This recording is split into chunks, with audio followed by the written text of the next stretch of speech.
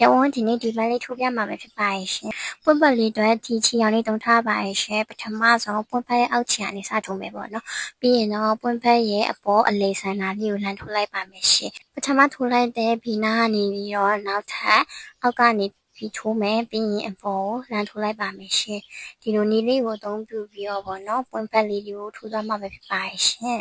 ပွင့်ဖက်ထိုးတဲ့ခါကျရင်ရဝန်တို့အရင်အားကြီးနဲ့ချီကိုဆွဲတာမျိုးလုပ်လို့ရအောင်ပေါ့နော်ဘာလို့လဲဆိုတော့အားကြီးနဲ့ဆွဲလိုက်တဲ့အခါမှာဆိုရင်ပွင့်ဖက်ကရှုံသွားပြီးတော့ပန်းကလည်းရှုံတက်သွားရင်ထွက်လာမှာဆိုမလာတော့ဘူးပေါ့နော်ဖြည်းဖြည်းဖွားဖွားလေးပဲ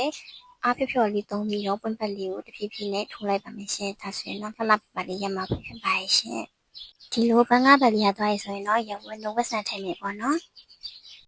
ရဝန်တို့ပထမဆုံးပွင့်ဖက်ရဲ့အောက်ခြေကနေစပြီးတော့ထိုးပါမယ်ပေါ့နော်ပြီးရင်တော့ပွင့်ဖက်ပေါ်ကိုမြင်းချောင်းနဲ့ဆောင်းဆောင်းလေးထိုးလိုက်ပါမယ်ပေါ့နော်အယောင်ဖြည်းဖြည်းလေးဖြစ်အောင်လို့ပေါ့ပြီးရင်တော့ဒီဘက်ကိုလည်းသူ့လိုမျိုးဆောင်းဆောင်းလေးထပ်ထိုးလိုက်ပါမယ်ရှင်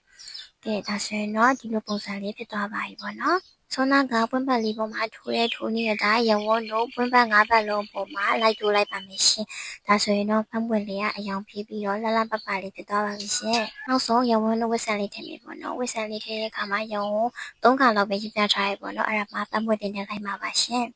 ကဲဒါဆိုရင်တော့ဒီလိုဖမ်းပွင့်လှလှလေးရသွားပါပြီ